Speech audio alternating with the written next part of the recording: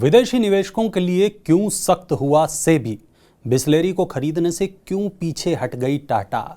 जियो के प्लान कितने महंगे हो गए? और एयरटेल यूजर्स के लिए क्या नया ऑफर लेकर आया है? कम आय वालों को कितनी वित्तीय सहायता मिलेगी? सवाल कई, जवाब एक, मनी टाइम। नमस्कार, मैं हूं वरुण। स्वागत है आपका आपके पसंदीदा प्राइम टाइम शो यानी मनी टाइम में। पहली खबर है सेबी से जुड़ी हुई। बाजार नियामक सेबी ने विदेशी पोर्टफोलियो निवेशकों यानी एफपीआई के लिए खुलासा नियमों को सख्त बना दिया है। इसके तहत एफपीआई को अपने स्ट्रक्चर या ओनरशिप में कोई बदलाव होने पर 7 दिनों में इसका खुलासा करना होगा। इतना ही नहीं, सेबी ने कहा है कि नए एफपीआई रजिस्ट्रेशन के समय जरूरत पड़ने पर वह उनसे कोई भी अतिरिक्त दस्तावेज मांग सकता है। इससे विदेशी निवेशकों पर निगरानी रखने में मदद मिलेगी। बैंक ऑफ बड़ौदा ने 2 करोड़ रुपए से कम वाले डोमेस्टिक फिक्स्ड डिपॉजिट पर ब्याज दर बढ़ाने की घोषणा की है। बैंक 7 दिन से लेकर 10 साल वाली एफडी पर सामान्य ग्राहकों को 3% से लेकर 6.25% तक के इंटरेस्ट रेट की पेशकश कर रहा है। वहीं दूसरी ओर वरिष्ठ नागरिकों को बैंक 3.50% से लेकर 6.75% तक का ब्याज ऑफर कर रहा है। 399 दिन वाली नई बड़ौदा तिरंगा प्लस डिपॉजिट स्कीम पर बैंक दे रहा है सबसे ज्यादा 7.05% का ब्याज। टाटा समूह अब बिसलेरी को नहीं खरीदेगा। टाटा कंज्यूमर प्रोडक्ट्स ने आज कहा कि उसने बिसलेरी के संभावित अधिग्रहण के लिए चल रही बातचीत को खत्म कर दिया है। इससे पहले नवंबर में ऐसी खबरें आई थी कि बिसलेरी 6 से 7 हजार करोड़ रुपए में अपना कारोबार बेच रही है। कंपनी की वैल्यू पर टाटा और बिसलेरी के बीच सहमति न बनने के कारण यह सौदा पूरा नहीं हो पाया है। एचडीएफसी और एचडीएफसी बैंक के मर्जर को एनसीएलटी से मंजूरी मिल गई है।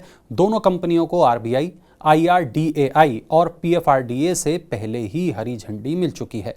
दोनों कंपनियों के शेयर होल्डर्स भी इस मर्जर को अपनी स्वीकृति दे चुके हैं। स्टॉक एक्सचेंज और प्रतिस्पर्धा आयोग भी इसे अपनी मंजूरी दे चुके हैं। दोनों कंपनियों के मर्ज होने के बाद इनकी संयुक्त संपत्ति 18 लाख करोड़ रुपए होगी और ये भारतीय इतिहास का सबसे बड़ा मर्जर होगा।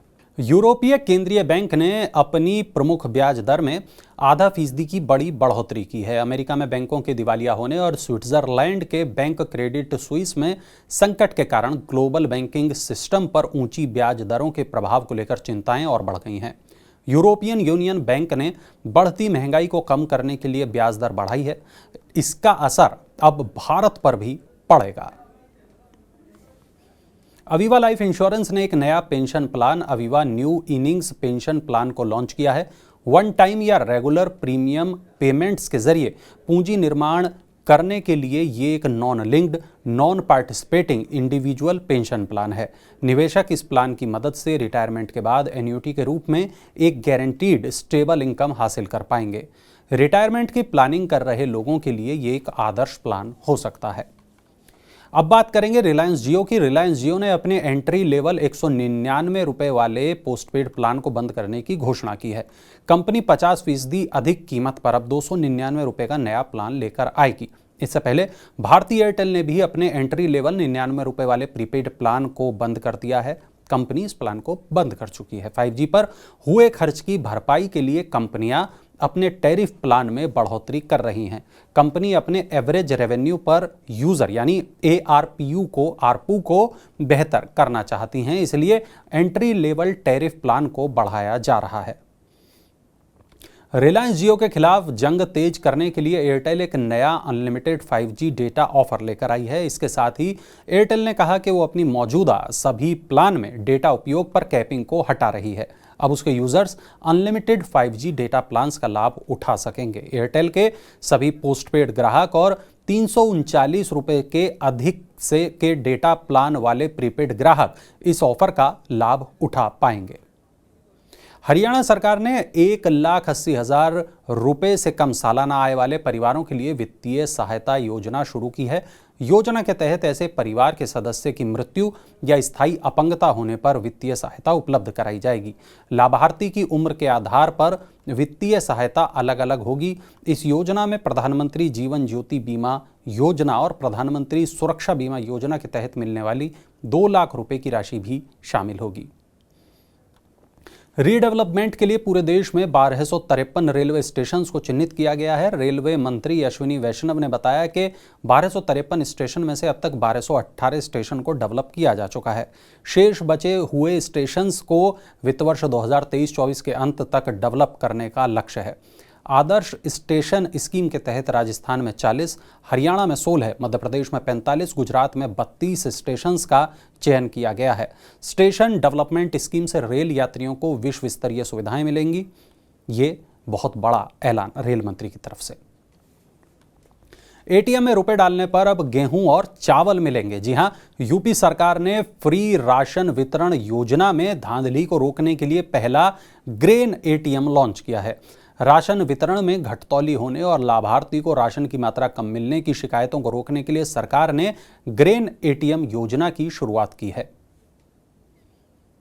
गेहूं और आटे की कीमतों को काबू में लाने के मकसद से एफसीआई ने ई नीलामी के छठे दौर में आटा चक्की जैसे थोक उपभोक्ताओं को 4.91 लाख टन गेहूं बेचा है। केंद्र ने कीमतों को कम करने के लिए खुले बाजार में बिक्री योजना के तहत 50 लाख टन गेहूं बेचने की घोषणा की है, जिसमें से अब तक 33.77 लाख टन गेहूं बेचा जा चुका है। सरकार के गेहूं बेचने से पूरे देश में गेहूं और आटे की कीमत को कम करने में महत्वपूर्ण मदद मिली है। क्रेडिट स्विस में आए संकट से भारतीय बैंकिंग तंत्र पर कोई असर नहीं पड़ेगा, क्योंकि देश में इसकी उपस्थिति बहुत कम है। विशेषज्ञों ने दावा किया कि स्विट्जरलैंड के इस बैंक की बाजार में हिस्सेदारी 1.5% ही है, जो बैंकिंग क्षेत्र के लिहाज से काफी कम है। क्रेडिट स्विस का मुख्यालय ज्यूरिख में है और भारत में इसकी सिर्फ एक शाखा है।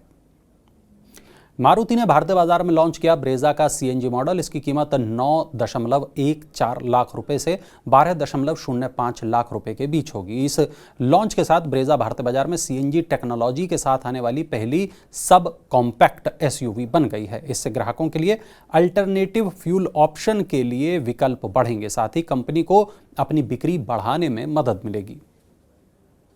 उम्मीद है आपको मनी टाइम का हमारा आज का एपिसोड पसंद आया होगा। आपको हमारा आज का ये शो कैसा लगा बताने के लिए कमेंट बॉक्स में रोजाना की तरह अपनी राय जरूर दर्ज कराएं। आपके सुझाव हमें इस शो को और बेहतर बनाने में मदद करते हैं। अपने काम की खबरों को देखने के लिए मनी 9 के मोबाइल ऐप को जरूर डाउनलोड कर लें। नई खबरों के साथ अब आपसे मुलाकात होगी सोमवार को। तब तक आप बने रहिए मनी 9 के साथ, देखते रहिए मनी 9 के तमाम अन्य कार्यक्रम। नमस्कार।